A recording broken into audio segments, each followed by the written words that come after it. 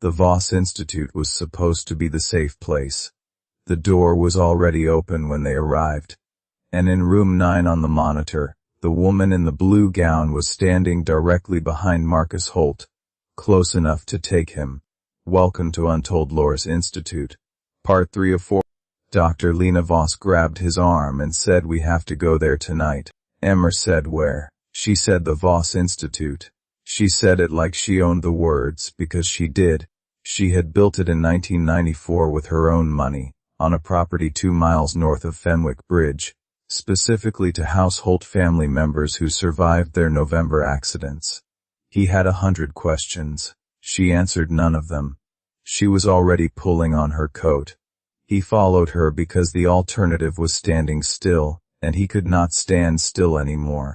They took her car. She drove fast and said nothing for the first 10 minutes. He watched the road and waited. She said, "The entity that follows the Holt line. I don't know what it is. I've spent 30 years not knowing what it is. What I know is what it does." She said, "It selects one member of the Holt family per generation. It engineers an accident at Fenwick Bridge in November. The accident is never fatal on its own. The fracture, the impact, all survivable." She paused. She said, "What comes after the accident is not survivable, unless you interrupt the cycle." Emre said, "What comes after?"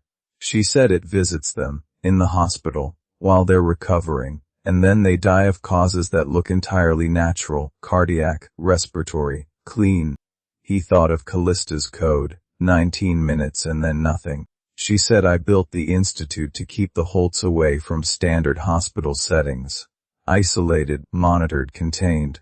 Whatever this thing is, it has not been able to reach the ones I've kept there. Not once in 30 years. He said, "Then Marcus needs to get to the institute." She said, "Yes." He said, "Do you know where he is?" She said, "I think he went there on his own." He heard something bleak in her voice when she said it. He said, "How would he know where it is?" She didn't answer. They arrived. The Voss Institute sat at the end of an unmarked gravel road, a converted Victorian house, dark stone, lit from below by ground lights that turned the fog a sickly amber. The front door was open. She stopped walking at the base of the steps. He said, "Why have you stopped?"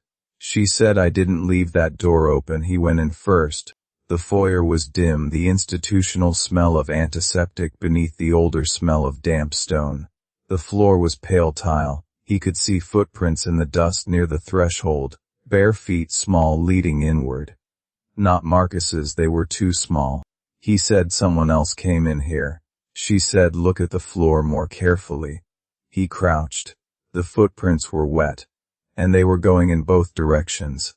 Something had come in, and then gone deeper inside, and then come back and stood near the door for a long time, and then gone inside again. He stood up, his spine felt like cold wire. She led him down a long corridor to what she called the monitoring room. The screens were live. Every room in the institute was on camera. Room after room empty and still. Then room 9. Marcus Holt sat in a chair in the center of room 9, upright, hands on his knees. He was alive, chest rising. But he was not alone. Standing in the corner of room 9, back to the camera facing the wall, was a woman in a pale blue hospital gown. She was not moving. Emre said, "We need to get in there." She grabbed his wrist. She said, "The room is locked from the outside." She held up a key card. She said, "I locked it before we left the hospital." He looked at the screen. He looked at the woman in the corner. He looked at the key card in her hand. He said, "Then how did she get in there?" The woman in room 9 turned around. She turned without stepping, just rotated in place until she was facing the camera directly. Her hands were flat against her thighs, fingers bent backward. Her eyes were entirely white.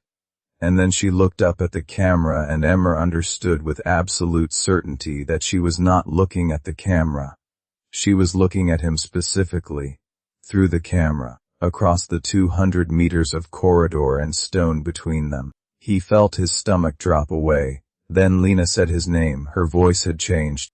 She was holding the keycard out to him. She said, "Go get him. You're the only one who can get him out." He said, "Why me?" She said, "Because I can't go in there." He said, "Why not?" She turned her left wrist over. The old scar along the radius had opened. Fresh blood was running down her palm. She said, "November." She said it like an apology. She said, "I'm not the one who got away. I'm the next one. And I've known it for 30 years. She said the reason she hasn't taken me yet is because she's been waiting for me to bring her someone who knows enough to stop the cycle for good. He felt the wall hit his back. He said, "You brought me here on purpose." She was already crying. She said, "I didn't know another way." She said, "You have to go in there." She said, "You're the only person in 30 years who found the pattern in time." He looked down at it. He looked at the monitor. Marcus was still sitting in the chair, hands on knees, staring ahead. The woman in the blue gown had crossed the room. She was standing directly behind Marcus now, close enough to press her hands onto his shoulders. She had not touched him yet. Emre looked at the keycard. He looked at the door at the end of the corridor. He understood that Lena Voss had built this clinic for exactly this moment, not to save the Holts, to deliver someone here who could end it.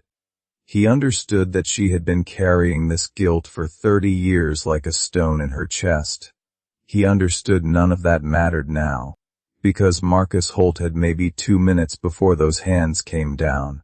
When Emre swiped the keycard and the door to room 9 opened, he found Marcus unconscious in the chair, and the woman in the blue gown was gone. But on the back of Emre's left hand, in dried rust, red marks, was a fresh tally. 4 lines, and a 5th, drawn across. That's it for part 3. Follow Untold Lores for part 4. Like and subscribe for daily stories.